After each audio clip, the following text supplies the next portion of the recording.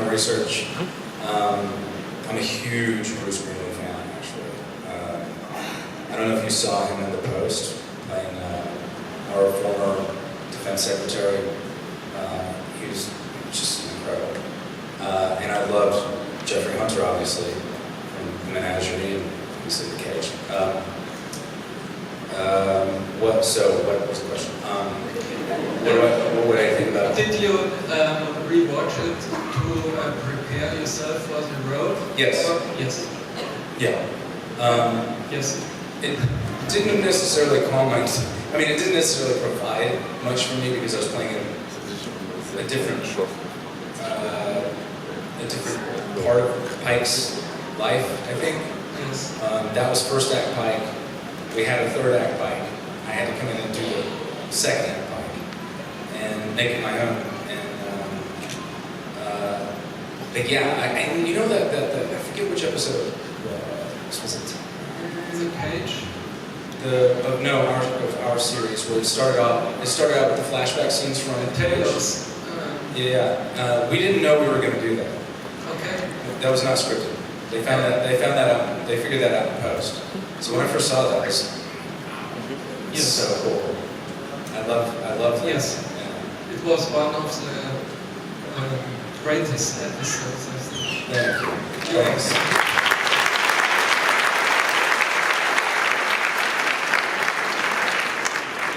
And I just wanted to say, Captain Pike's... Yes, can we have that line back? There's just a little addendum. There we are.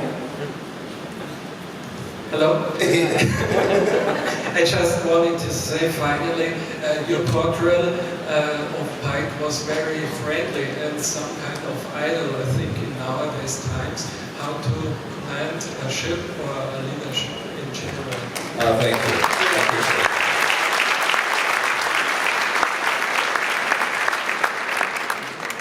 Hello. Hi. May I start by saying, oh, Captain, my Captain. Yes, you can. So, how was it for you to play Pike when he sees his future and still is going forward? So, say again? Captain Pike touches the time stone, and then he realizes what his future will be, and he still goes forward. So, how did you prepare for that, and how did you feel? Yeah, that stage direction was kind of intense. I think it said something like Flash, and Pike is transported to his future, but not the future he would have expected, or even he would have expected. He sees it. He sees his very existence and sense of himself crumble before his eyes, which turns him inside out. He has an existential crisis, and then he's boom, they're like, what?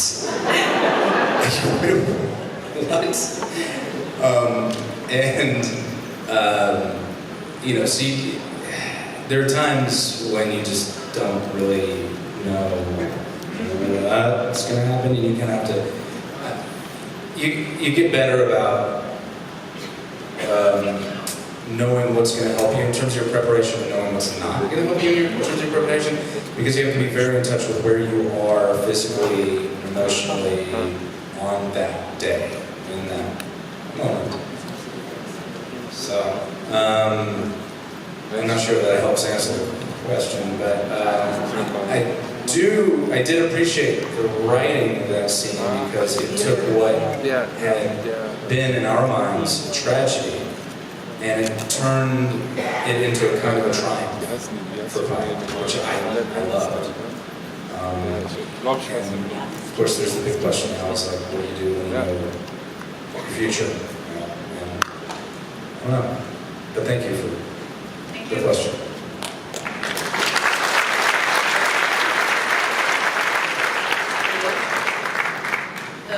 You did another TV show that was a tiny little bit different, Hell on Wheels. Did that play? Hell on Wheels play? I would like to know what was easier and what was more difficult to do sci-fi compared to Hell on Wheels.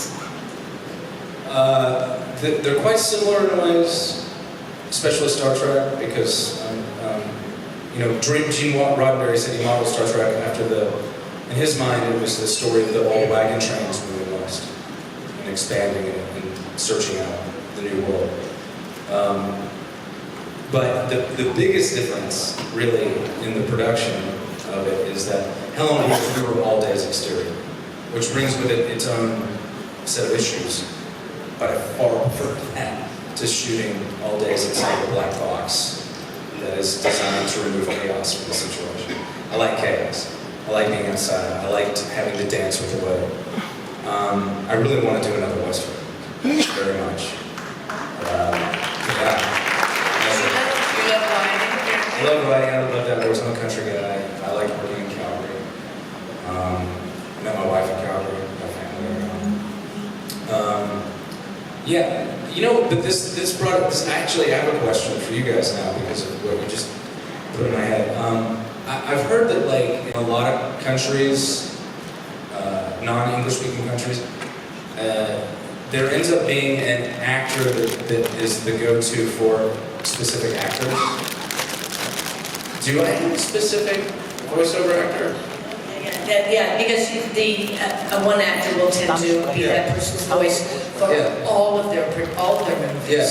Is there a guy who they call for Anson Mount? Yeah. Is there an Anson Mount, German actor, who does all of his voice?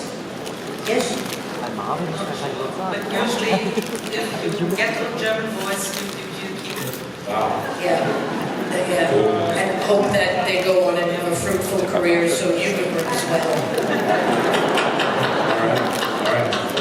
Or you have to get rid of and get someone else's voice. It usually gets a little bit difficult if a German actor dubs several actors and then they appear in the same movie. Then it's a bit difficult, but usually you keep your voice. Wow, thank you for answering that. Yes, we must track down your German, yes. Yeah, whoever your you are, doppelganger. thank you for... Your voice doppelganger. Yeah. I wonder what a southern accent sounds like in German. Do they do like a Bavarian accent?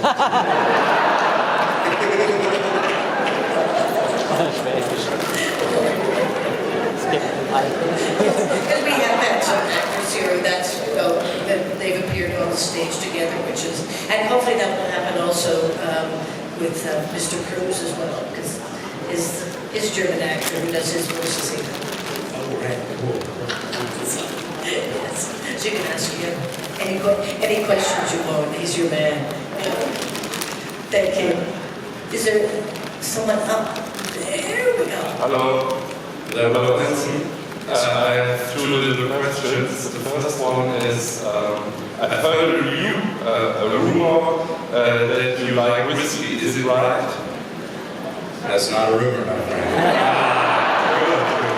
And then, additionally, which is your favorite whiskey? Oh my.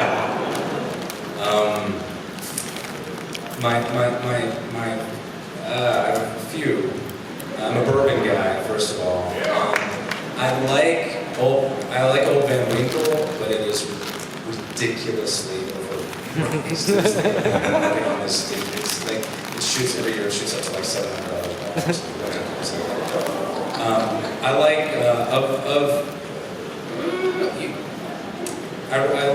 like Booker's. Okay. And then the second question is, where was the strangest place or the strangest situation you have ever been recognized? That's a good one. The strangest place that I've been recognized. I don't get recognized a lot. Funny enough. When I was doing Hell on Wheels, I would shave and sometimes come here and I'm the opposite of everybody else. Now with Star Trek, it's sort of happening however I look a little bit, but I'm trying to think. The strangest place. I know there's a good story in here somewhere, and if it comes to me, I will go back to your question. Okay, thank you. Yes, sir. Thank you. You get lots of people who think they know you. I got it. So I was having drinks with a friend in Calgary, and there was the Calgary Stampeders, their American football team, was hosting the Toronto Argonauts. And the Toronto Argonauts were in the bar the night before the game, having a good time. And so we were going outside, and my friend had a little bit much to drink.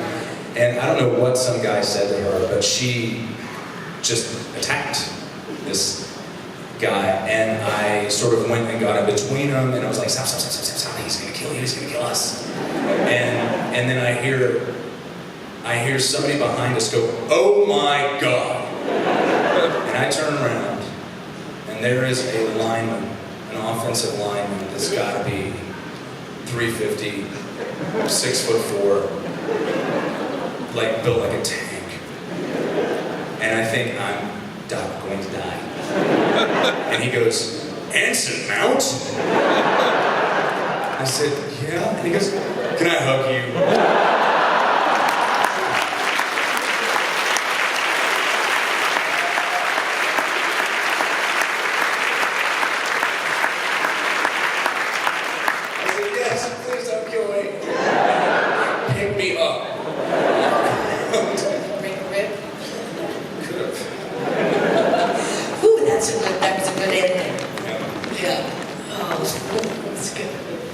Good evening, Anson.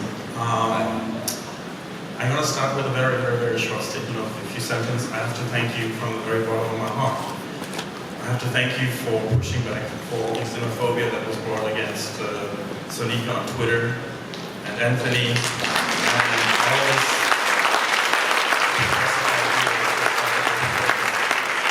So thank you for raising your voice and telling those kids to shut the fuck up.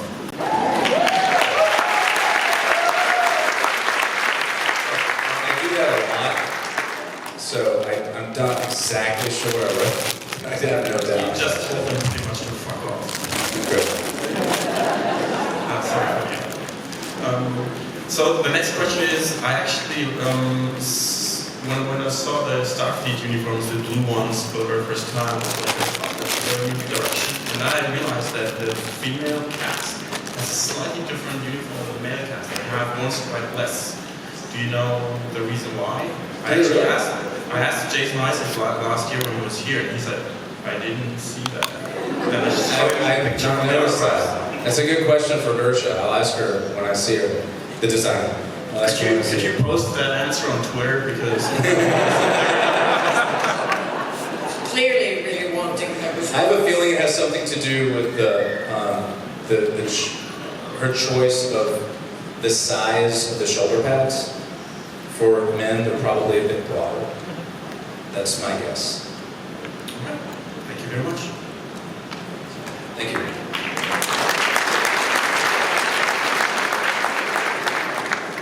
Hello. First of all, I want to say I love your Captain Pike. Thank you. He's a nice contrast to Lorca, but I wanted to ask, to me, I have the impression that Pike is just perfect. I mean, he's very nice, he's understanding of officers, he overcomes this moment of crisis with the time crisis. So, what's your take on the character? Is he just perfect, or? Oh God, that would be so boring. No. What are your flaws? I think he knows he's as flawed as any human being. I think he has the humility. I think he had good parents, and I know he had good mentors. And part of being a good captain, or being a good human being, is having a certain good dose of humility, and knowing how to recognize when your ego is trying to step in and say, "Oh no, you know this, you got this. Oh no, that person's wrong." No. It's a big part of being an adult too. He's by no means perfect. He has a temper.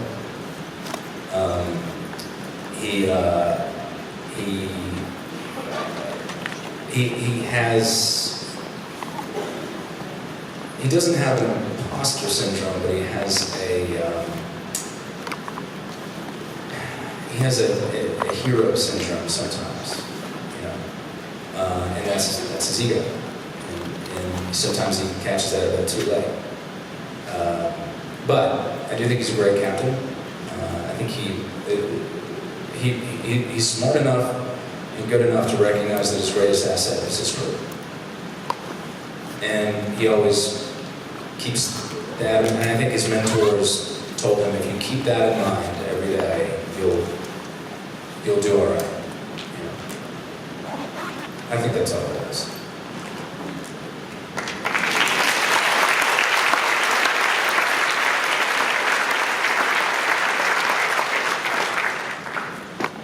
Hi, Anson.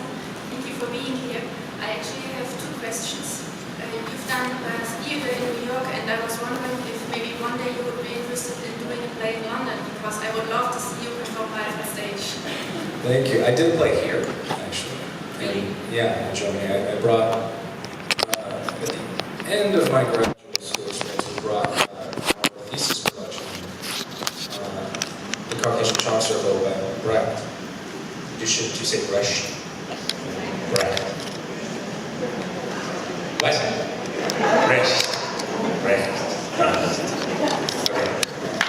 And at the Theater am Halleschenhofer in Berlin, and we did it in sort of kind of commedia style, and we didn't know that, and we got so many standing ovations. I'd forgotten how generous the audiences are here until I walked out tonight. It's like, oh yeah, we really like to clap. But you asked about London? Yeah. I've always wanted to work on the London stage, but their union makes it very difficult for American actors to work on the London stage. If sometimes they bring productions over from the States, but they'll bring like one actor, and then they have to recast everything else. So, you know, my representatives know that I'd like to do that at some point if the right project comes around. But, you know, hopefully I'll jump on it and be able to jump on it. That would be great. And my second question, since you're also a Marvel fan, I was wondering, what is your favorite Avenger, and did you like Endgame? Since I'm what? A Marvel fan. Marvel fan. And what? Your favorite character? Your favorite Avenger, and did you like Endgame? I haven't seen it.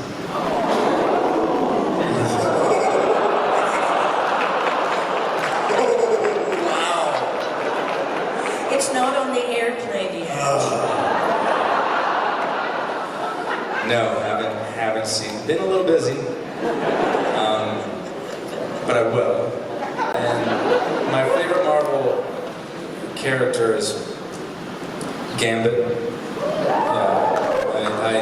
That was sort of on my bucket list, and then Channing Tatum signed his name on the dotted line for that franchise, and that's gone. Will they ever do it? I don't know. I haven't so far. And then Black Bolt was like, when I got the call for that, that was number 2. Thank you. Yes, ma'am. Thank you.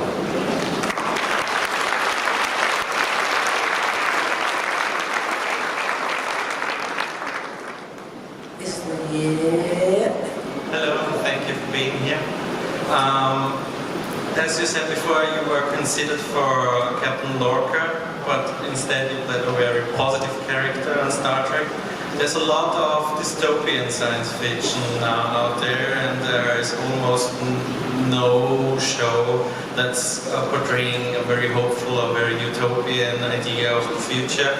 And even Star Trek, like Section 31, there are a lot of negative issues that need to be addressed, of course, but there is also a lot of hurdles to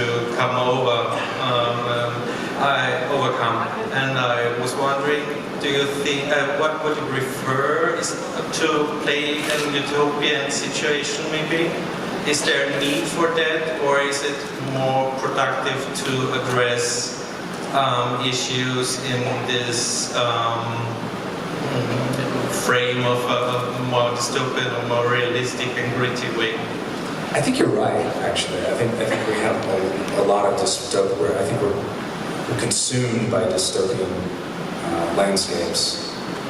you know, whether it be the zombie apocalypse or it's, you know, Stephen King's The Stand, or it's, there's a lot of them out there. And it's in the video game world as well. And so there's a lot of stop signs, and there's not a lot of green lights. And we have to have a goal, right? And I think Starfleet and the Federation are great goals. And so, yeah, I do think that there should be something that we're yearning towards. Yeah, thank you very much.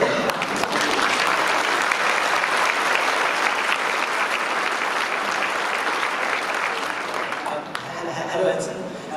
And the guys behind me just Googled it. Apparently there are 6 voice actors for your movie, for your roles on television alone. Well, they have to fight it out. They haven't picked fixed one yet. And my second question is, when you've been to Star Trek, the official series set tour in Ticonderoga, New York, and compare this one to the rebuilt US Enterprise Bridge in Toronto. Oh. Which one is your favorite?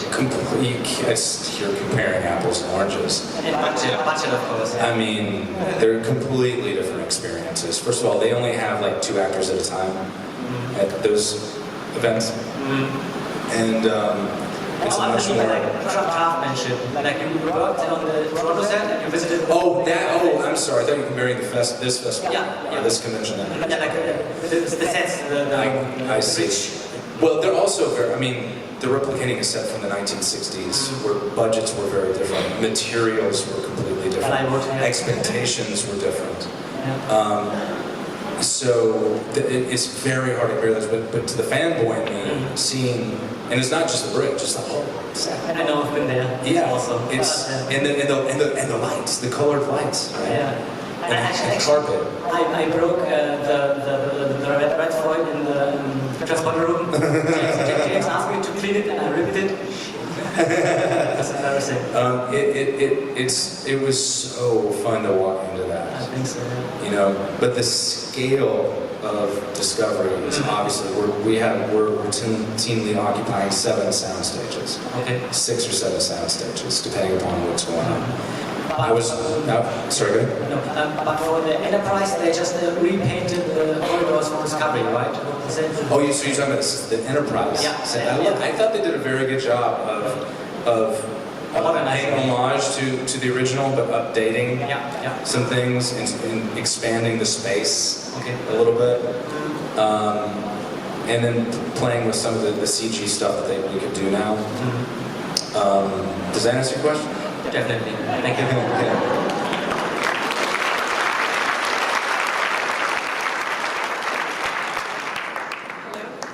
First of all, I wanted to thank you for a podcast that I've really enjoyed. I look forward to more episodes. Thank you. I also have a question about Helen Wheels. Because you're on horseback a lot, and I was wondering if you learned that from the role or if that's something you learned some other place. Well, first of all, thank you for asking about the podcast. Plug time. I have a podcast called The Well. It's on all the platforms, and it's interviews and stories about creative thinking.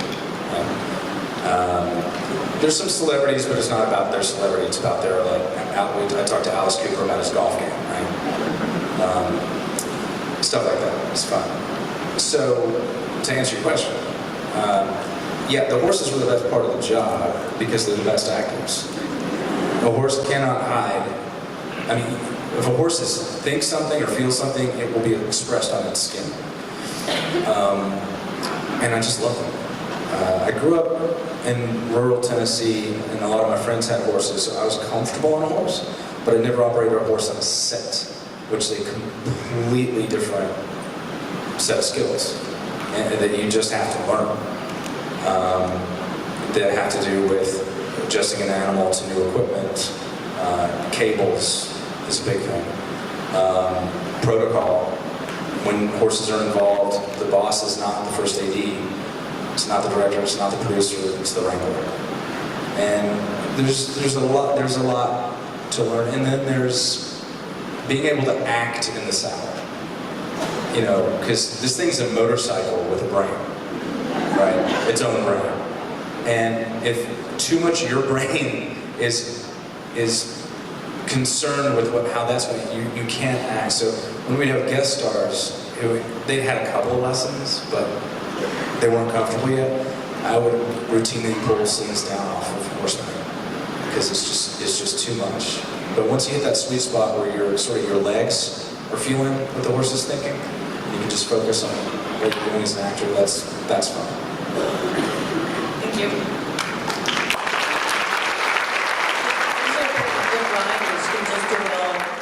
With their legs, they don't even have to hands. It's all. Some people can. Yeah, I've never tried that. And is there an international language that trainers use with horses, or is it always different from every trainer? I don't believe so. Wow, so you'd have to, with every sort of different project that a horse, you'd have to learn a different language that they would have taught to. Yeah, but I mean, you also have to match it with action. Yeah. Cool. This sounds very complicated. Hi. Hi.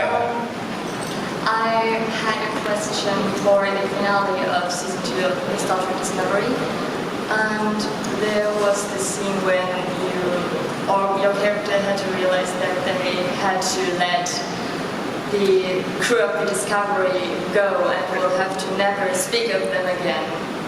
And I wanted to know how you, as an actor and as the portrayer of this character, feel about him basically losing people that have become his family at this point. Was it difficult for you to really portray this emotion when he says goodbye, my family? It wasn't hard. I'm getting misty just thinking about it right now. Because those that cast became good friends. I was one-year contracts. So no, that was one of those. It's funny, a friend of mine directed a movie with Pierce Brosnan, and he had his sides and been writing notes on it. Next to a few lines were the initials NAR. And he's like, NAR, what's that stand for? He said, no acting required. And that was a no acting required moment. Yeah, your job is show up on time, know your lines, and tell the truth. That's all. Thank you. You are a wonderful Captain Pike. With love and trust. Thank you.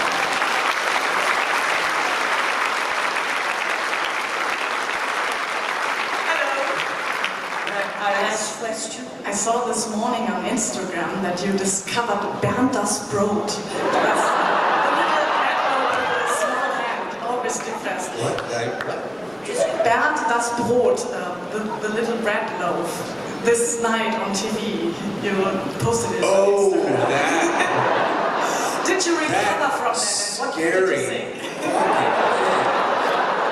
Who the hell makes that? I was recording it to send a clip of it to my wife because I couldn't believe it, and it went into like a Star Trek theme, and I was like, what? Did you recover? No. So please make it famous in America. It's the best thing we ever made for children. You never want to see it again.